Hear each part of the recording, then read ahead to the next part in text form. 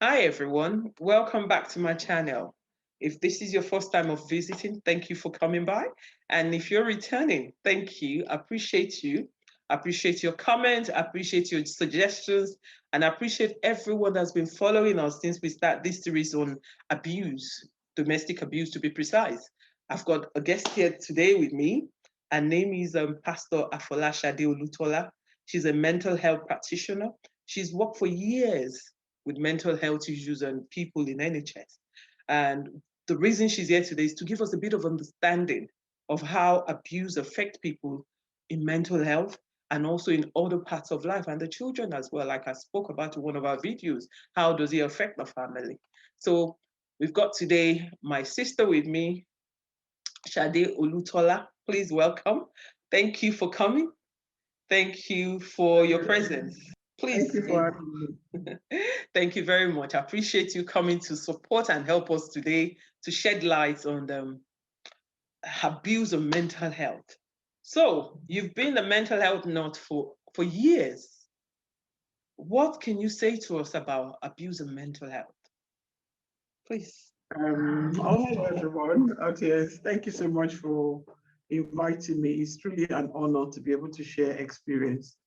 Um, Abuse is a very serious problem, and it does affect mental state.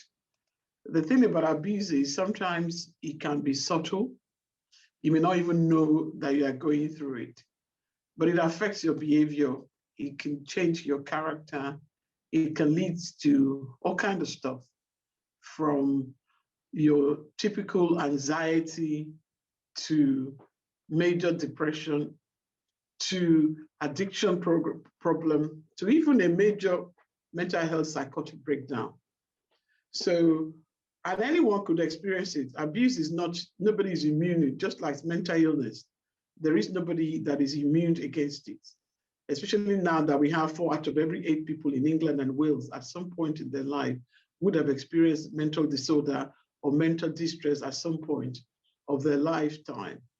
And if you then look at the pandemic that we have, there's even more cases, particularly of domestic abuse during the lockdown. There's been a lot of family that has just been managing, coping with the husband going to work or the partner going to work. And now you find yourself both stuck in the house and the friction escalate. And we've certainly, in my line of work, I've seen an increase among people who are domestic, who have domestic abuse issues or with their partner or with their spouses. So it's a very serious problem. We know that it also leads to a lot of women losing their lives, because many women do lose their lives and are the hand of the abusers, or they end up with serious life-changing health condition or injuries as a result of domestic abuse. So domestic abuse is a very serious problem that we have in our community today. And no community is immune from it either. It affects the old, the young. It affects the Black, Asian, white, whatever background. It doesn't matter where you come from or what. It's a serious condition. It's a serious issue. It's in our community and society today. So that gives you as a background, a very short background, that anybody could be a victim. And when you talk about domestic abuse, it's generally abuse that occurs within a sexual relationship, within man and wife, within husband and wife, within boyfriend, girlfriend. So it's not just married people alone that go through it. You may even just be dating somebody. It might be as subtle as somebody controlling, you're not allowed, as a boyfriend, girlfriend, you're not allowed to do certain things without him. He's constantly there. He's controlling and managing how you talk, what you do, what you wear. You suddenly find that everything you do has to be in certain specification, because that's how he starts. And he escalates. You need to be aware of the signs. It might be 1 minute today, you get a slap and his apology, or it might be the next thing today is abuse, a lot of derogatory remark, something that does not edify, it puts you down, it says things. So there's so many ways that people do experience abuse that they're not conscious of it. And if you are not conscious of it, and also culturally, There's so many things that we have taken on that we think is the culture, but it's actually is an abuse. And so, you know, it's something that you need to be aware. And as women, not only women suffer from it, men too are victims of abuse, depending on the circumstances. Men too can be. There are cases where men are beaten up by their wives. There are cases where men are being victimized, even in their home. So it's not just women alone that suffers with abuse. And it affects everything. It affects everything. It affects our individual behaviors. It affects our personality. Sometimes it affects our sleep. You might find yourself very snappy. You might find yourself angry, very anxious when you're around certain, you know, so for instance, if it's a man or when you're around certain authority or certain men, you become quite anxious, quite fearful. You don't know, your heart is passing. You have all the physical evidence of panic and anxiety attack. And so abuse is a serious thing that can affect us mentally. It can affect us physically, and it obviously certainly affects us emotionally. And as you said in your previous videos, abuse comes in a variety of ways. WHO and NHS identify abuse as being physical, mental, emotional, sexual, financial, and institutional is the one that we just, which is what you suffer as a result of working in certain places, you know, in certain organizations where you're not allowed to progress, your development is hampered as a result of who you are or one disability or the other. And it's not just in marriage relationship alone that you can have, you know, abuse. As an institution in a care home, a disabled person, anything that makes you to be different can be a source or a reason why somebody would decide to pick on you. Children, when they're in school, you know, they pick on each other. That's bullying, and it's a form of abuse.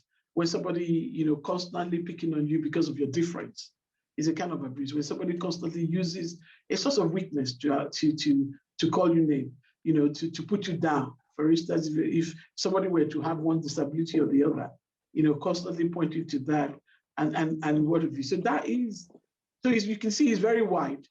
It's very wide. Thank you so very much. But one thing that you said that really resonate with me is you mentioned and said, in our kind of environment, abuse seems to become norm. Abuse seems to become a way of life. We yell at each other, we're erratic at each other. Can you talk about that, maybe just for 1 minute?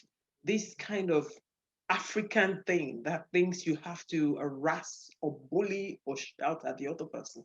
Can you just touch on that a little bit, maybe for a minute or two? Yeah, it's not just about an African thing at all. The fact that somebody shouts at someone does not necessarily make that an abuse. For instance, if you know me, you know that by nature, as an African, when I talk, I'm learning to talk and compose myself quieter, but I tend to shout. That I'm shouting out of excitement, that I'm excited when I talk, that is not the abuse that I'm referring to. When I said about in our culture, in various cultures, what I mean about that is not just African, you have Asian culture as well, where people live together, they have no privacy, they have no freedom. So what I mean, if you now narrow it down to the African culture really, is the fact that, let's say for example, a woman in a home, there is a set ideas of what the duty of a woman is supposed to be. And we all know times have changed. Those set duties does not applicable in every case anymore. And so any situation that causes that person to do something or to feel somehow against their wish. For instance, a woman in the home wants to go out and work. And the husband says, no, you can't. You got to stay home and look after the children and have babies. I once have to deal with a case where the woman is a qualified nurse, a very good one, but the husband threatened to divorce or kick her out if she works. And the husband also demanded that he wanted to have 7 children. And so you find this woman almost every 2 years having children. To make the matter worse, the man did not stop the man from having affairs outside. So he made up his mind he was going to have 12 children. Wherever you stop, somebody else will carry on. So the woman now felt like, trapped. Every single time the man is quite abusive, is threatening, I'm going to leave you, I'm going to water. So it's the language, it's not so much about the context of the shouting. I could be very excited and I'm shouting exuberantly. You know that that's not me abusing you. But when that abuse when it becomes an abuse is when it causes you to do something, to be less than yourself. If every time you're trying to do something I shut up and you jump and you're anxious that, oh, it comes in, or as before I even open my mouth, I open the door and you're afraid, you're already watching what you could do wrong that could cause the shout. The shouting itself is not the problem, especially if you understand that this person has a personality, that's how they talk, that's what they do. It is not in itself an abuse. But when the content of the shouting is derogatory in any form or shape, or look at your head, why are you trying that? You're trying to talk and it's like, speak up. Who do you think you're talking to? Things that already this person has a weakness in that area. And before she open her mouth, you shut her down. And then she forget what she wants to say, or she starts to stammer, and then she totally forget about it, even though it's important. And then it later becomes an issue. And then she gets blames for it. And then that leads to, oh, you stupid, oh, you. So the content of the shout is what leads to abuse, not the shout itself. Thank you so very much for clarifying. I love that thing that you say, because this is what's talking about emotional and psychological abuse. It's not the shouting itself, it's the effect and the undertone and subtleness that brings about emotional and psychological abuse. Thank you so very much for your time. Amazingly, in the few minutes that we've had, I would say I've been educated myself. And I'd like to believe our audience are actually being educated themselves. Thank you so very much, Stashade. I appreciate you, Pastor Shade. She's my sister, she's my pastor, and she's my talk person, see? Thank you so much for your time. I appreciate you. And my viewers, what can I say? Thank you for your time.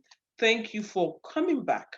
And as you see from the little videos that I've done before now, abuse is abuse. It does not matter who is doing it, and it can happen to anybody.